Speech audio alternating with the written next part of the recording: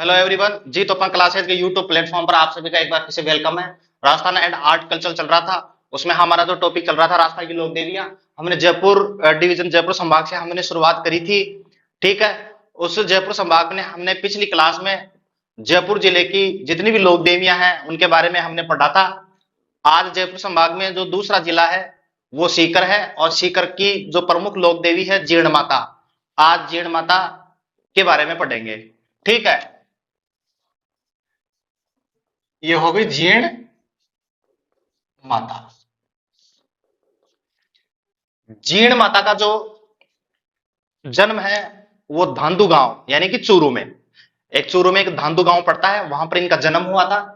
सबसे पहले इनके जन्म की बात कर लेते हैं।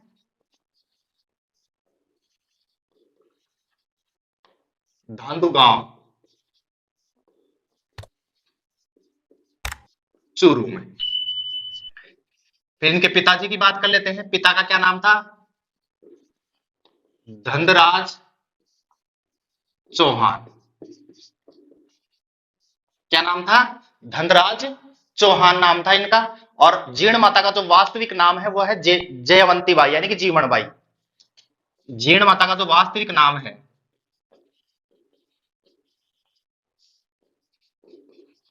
जीर्ण माता का वास्तविक नाम जयवंती बाई यानी कि जीवन बाई।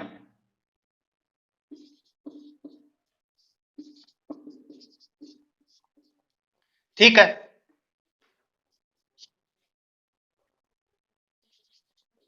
इनका एक भाई भी था, भाई का नाम हर्ष। भाई का, जीर्ण माता के भाई का नाम क्या था? हर्ष। और हर्ष का एक मंदिर भी है, वो कहां पर है? इनका जो मंदिर है, हर्ष का मंदिर है हर्ष की पहाड़ी पर। हर्ष की पहाड़ी पर हर्ष का मंदिर है। और कहां पर? रेवासा, सीकर।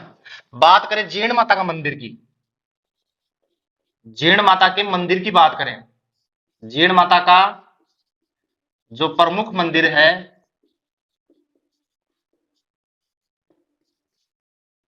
वो कौन सी पहाड़ी पर है? काजल शिखर पहाड़ी पर जीर्ण माता का प्रमुख मंदिर है। ठीक है। और ये कौन से गांव में है? कोछोर गांव में, कोछोर गांव। और ये कहां पर है? वही रेवासा, जो कि सीकर के अंदर है। ये बात हो गई इनकी सामान्य जानकारी। किनकी? जीर्ण माता की। यानी कि जीर्ण माता का जो प्रमुख मंदिर है वो काजल शिखर नाम की एक पहाड़ी है कोचर गांव में, जो कि रेवासा सीकर के अंदर है। और इनका एक भाई हर्ष, और हर्ष का जो प्रमुख मंदिर है वो हर्ष की पहाड़ी पर है, वो भी कहां पर है? रेवासा सीकर के अंदर। और जीर्ण माता का जो वास्तविक नाम है वह है जयवंती बाई यानी कि जीवन बाई। ठीक है। और इनके पिता का नाम धनराज चौहान। और जीर्ण माता का जो जन्म हुआ था वो धांधु गांव चूरू के अंदर। अब बात कर लेते हैं इनके मंदिर का निर्माण कब करवाया गया था। इनके मंदिर का निर्माण करवाया गया था 1064 ईस्वी में मोहिल के राजा हट्टड़ द्वारा। जो मोहिल के राजा जो हट्टड़ है वो पृथ्वीराज चौहान प्रथम के सामंत हुआ करते थे, उनके द्वारा काजल शिखर पहाड़ी पर जीर्ण माता के मंदिर का निर्माण करवाया गया था। ठीक है। मंदिर निर्माण, मंदिर निर्माण किसके द्वारा करवाया गया था और कब करवाया गया था? 1064 ईस्वी में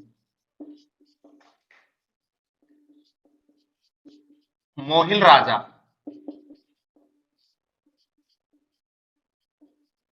हट्टड़ के द्वारा,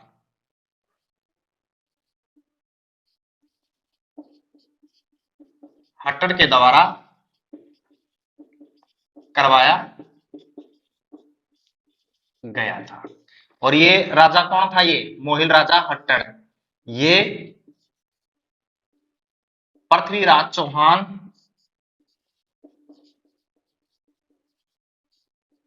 फर्स्ट प्रथम के सामंत थे। ठीक है। कौन? मोहिल राजा हट्टड़, जिनके द्वारा जीर्ण माता मंदिर का निर्माण सन 1000 64 के अंदर करवाया गया था।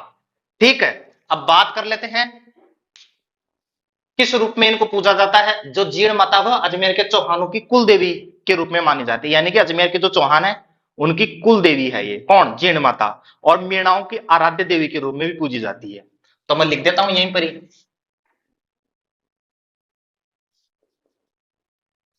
अजमेर के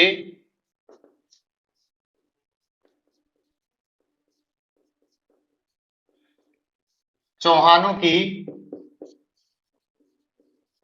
कुल देवी, और बात कर लेते हैं मीणाओं की आराध्य देवी के रूप में पूजी जाती है।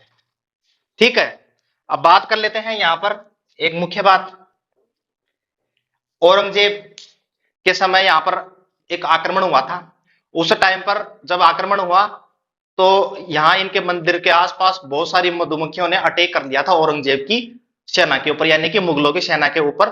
जब औरंगजेब के द्वारा, मुगल सेना के द्वारा इस मंदिर के ऊपर अटैक किया गया था, आक्रमण किया गया था, तो यहां जो मधुमक्खियों का जो छाता था उन्होंने मुगल सेना के ऊपर अटैक कर दिया था। इस वजह से औरंगजेब को वापिस अपने कदम दिल्ली की ओर करने पड़े, और इस वजह से औरंगजेब द्वारा यह असफल आक्रमण किया गया।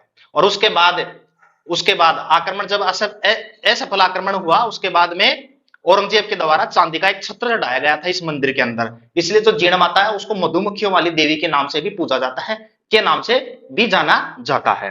मैं यहां लिख देता हूं,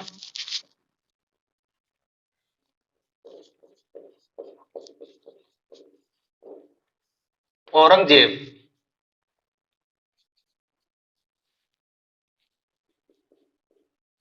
द्वारा असफल आक्रमण।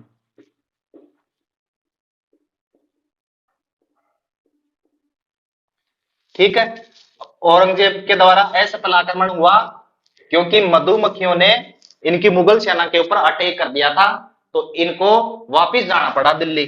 और फिर इनके द्वारा एक चांदी का छत्र चढ़ाया गया जीण माता के मंदिर में,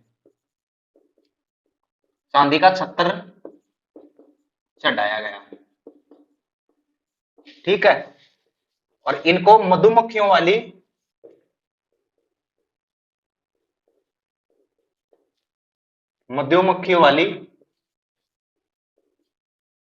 देवी के रूप में माना जाता है। ठीक है, तो ये बात हो गई और थोड़ी सी जानकारी। अब बात कर लेते हैं एक और, कि इनके 2.5 प्याला शराब चढ़ाया जाता है। इस वजह से जीण माता को 2.5 प्याला शराब वाली देवी के नाम से भी जाना जाता है। यहां लिख देता हूं मैं, इनके जो भोग लगाया जाता है, 2.5 प्याला शराब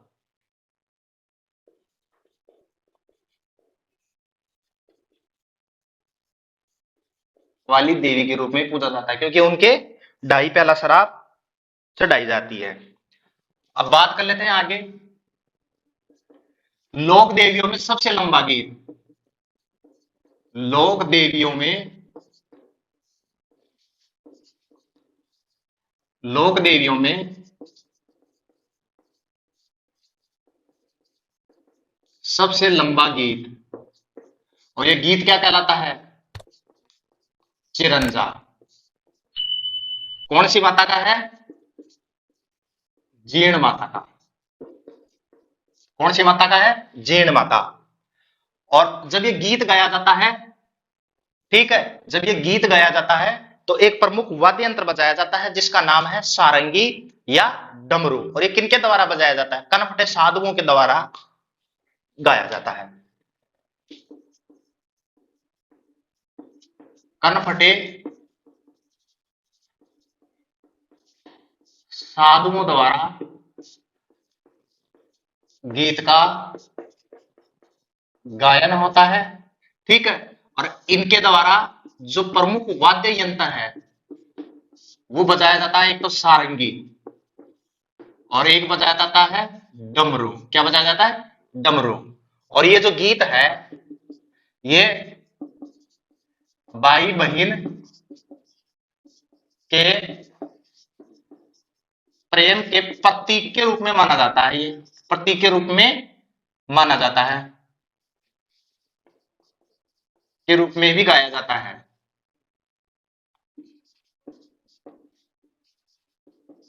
माना जाता है। ठीक है, बात कर लेते हैं आगे कि इनका मेला कब लगता है। एक तो यानी कि वर्ष में 2 बार, एक तो चैत्र के महीने में और एक आश्विन के महीने में, जब नवरात्र आते हैं तो जीण माता का मेला आयोजित होता है। तो मैं यहां लिख देता हूं, इनका जो मेला है, मेला कब लगता है, वर्ष में 2 बार लगता है। वर्ष में कितनी बार, 2 बार लगता है। तो एक तो कब, चैत्र के महीने में, और एक कब, आश्विन के महीने में, और वो भी कब, नवरात्रों में। ठीक है, ये बात हो गई जीण माता की। और हाँ, एक चीज और बता देता हूं, प्रथम लोक देवी है जिस पर सन 2003 में एक फिल्म बनाई गई थी, जय जीण माता। राजस्थान की ऐसी कौन सी लोक देवी है जिसके ऊपर एक मूवी का निर्माण किया गया है, फिल्म बनाई गई है, वो है जय जीण माता, यानी कि जीण माता के ऊपर, वो भी सन 2003 के अंदर। तो ये बात हो गई जीण माता की, जो कि सीकर में बहुत ही ज्यादा फेमस है। और इनका मेला लगता है एक तो चैत्र के महीने में, एक आश्विन के महीने में, वो भी नवरात्रा के दिन। तो आगे पढ़ते हैं हम, झुंझुनू जिले की पढ़ेंगे, वो भी रानी सती। तो रानी सती देवी के बारे में हम आगे पढ़ते हैं।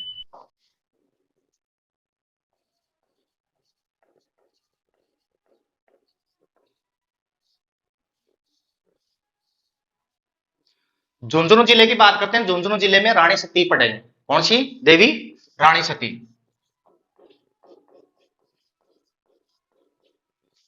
रानी सती माता। ठीक है, जो इनका मंदिर होता है, उस मंदिर में तलवार की पूजा की जाती है। किसकी पूजा की जाती है, तलवार की पूजा की जाती है। और इनका जो जन्म है महम गांव, डोंकवा हरियाणा में पड़ता है। तो बात कर लेता हूं, इनके जो मंदिर है, मंदिर में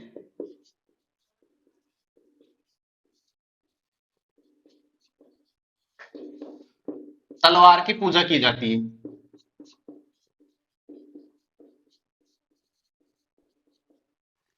बात कर लेते हैं इनके जन्म की, और इनका जो जन्म है महम गांव, और ये पड़ता है डोकवा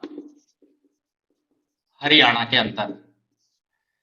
इनका जो वास्तविक नाम है, वास्तविक नाम वो है नारायणी बाई। क्या नाम है, नारायणी बाई। एक इनका उपनाम भी है। उपनाम क्या है इनका, दादी जी के नाम से प्रसिद्ध है। इनके जो मंदिर रहते हैं रानी सती के, वहां पर ज्यादातर दादी जी सती मंदिर लिखा हुआ रहता है। ठीक है,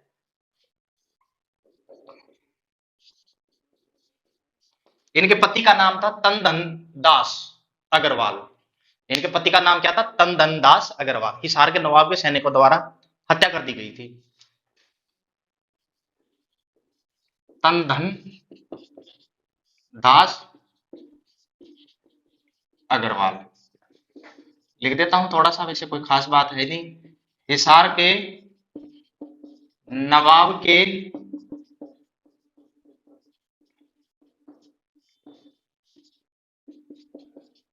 सैनिकों द्वारा हत्या कर दी गई। ठीक है, अब बात करते हैं कि जो रानी सती जो देवी है, माता है, वो सती कब हुई। 1652 ईस्वी में मां कृष्ण नवमी के दिन सती हुई थी ये। ठीक है, यानी कि 1652 ईस्वी को माघ के महीने में कृष्ण पक्ष की नवमी को, कृष्ण पक्ष की नवमी को सती हुई थी। और इनके परिवार में कुल 13 स्त्रियां सती हुई थी। ठीक है, ये इनके परिवार में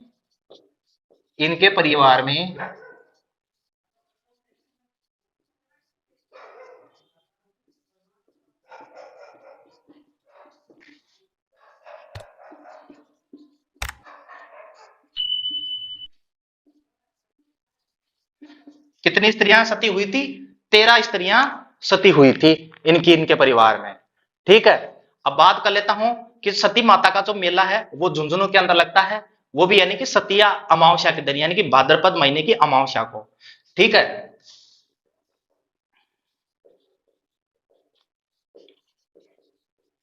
सती माता का मेला लगता है, कहां पर लगता है? जहां पर इनका प्रमुख मंदिर है। भाद्रपद की अमावस्या को, और भादवे की अमावस्या सतिया अमावस्या के नाम से जानी जाती है। ठीक है, और जो अग्रवाल और जो सोनी समाज है उनकी ये आराध्य देवी के रूप में मानी जाती है। यहां पर लिख देता हूं, अग्रवाल व जो सोनी समाज है, समाज की आराध्य देवी मानी जाती है। अब बात कर लेते हैं, एक एक्ट आया था सती प्रथा रोकने का, सती प्रथा निषेध अधिनियम के नाम से 1988 के अंदर, तो उसके तहत सती प्रथा पर रोक लगा दी गई थी। ठीक है, तो यहां बात कर लेता हूं मैं, सती प्रथा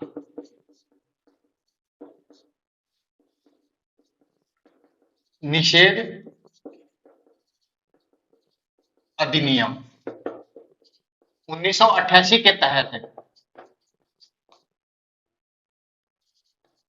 इस प्रथा पर रोक लगा दी गई थी। इस प्रथा पर क्या लगा दी गई थी? रोक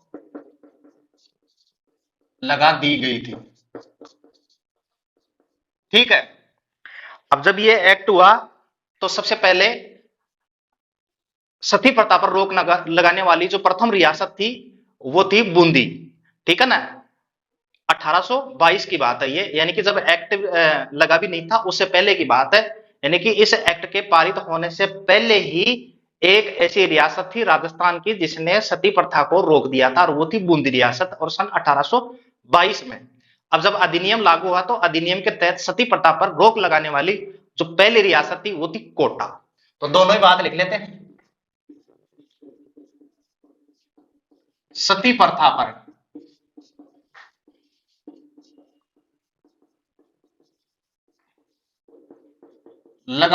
रोक लगाने वाली राजस्थान की प्रथम रियासत वो थी बूंदी। और कब? 1822 ईस्वी में। ठीक है, अब बात कर लेते हैं कि अधिनियम के तहत जब ये अधिनियम लागू हुआ, सती प्रथा निषेध अधिनियम, अधिनियम के तहत सती प्रथा पर रोक लगाने वाली प्रथम रियासत वो थी कोटा। कौन सी? कोटा। ठीक है, आगे बात कर लेते हैं कि राजस्थान की प्रथम सती कौन है? वो थी संपत देवी, वाइफ ऑफ सेनापति राणू का। ठीक है, अब इसकी जानकारी कहां से मिलती है? राजस्थान की प्रथम सती है ये, राजस्थान की प्रथम सती होने वाली महिला, और उनका नाम है संपत देवी, और वाइफ ऑफ सेनापति राणू का। और इसकी जानकारी कहां से मिलती है? 1861 का घटियाला शिलालेख, और ये घटियाला शिलालेख कहां का है? जोधपुर का। घटियाला शिलालेख जोधपुर के अनुसार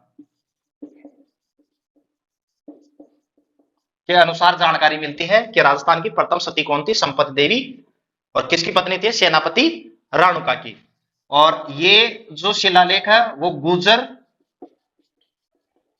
प्रतिहारकालीन शिलालेख माना जाता है ये। ठीक है, अब बात कर लेते हैं, ये तो प्रथम सती होगी। राजस्थान की अंतिम सती, राजस्थान की अंतिम सती, जिसका नाम था रूप कंवर, और किसकी पत्नी थी? माल सिंह शेखावत की। 4 सितंबर 1987 की बात है, वो भी दिवराला सीकर की। और अंतिम सती का नाम क्या है? रूप कंवर, वाइफ ऑफ माल सिंह शेखावत की बात है ये। 4 सितंबर 1987।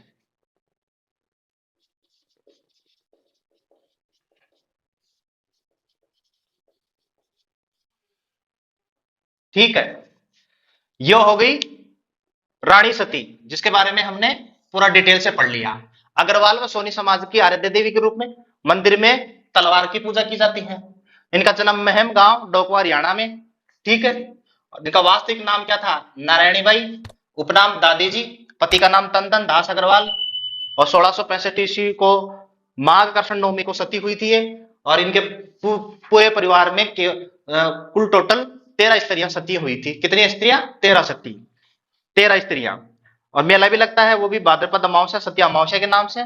अधिनियम की बात करें तो सती प्रथा निषेध अधिनियम 1988 के तहत इस सती प्रथा पर रोक लगा दिया गया था। और सती प्रथा पर रोक लगाने वाली जो राजस्थान की प्रथम रियासत थी, बूंदी, 1822 में, ठीक है। और अधिनियम के तहत सती प्रथा पर रोक लगाने वाली जो रियासत थी वो थी कोटा। आज के लिए इतना ही। हमने झुंझुनू पढ़ लिया, सीकर पढ़ लिया। क्लास अच्छी लगी हो तो लाइक करना, शेयर करना, सब्सक्राइब नहीं किया तो वो भी कर लेना। आगे क्लास हम आगे पढ़ेंगे। Thank you.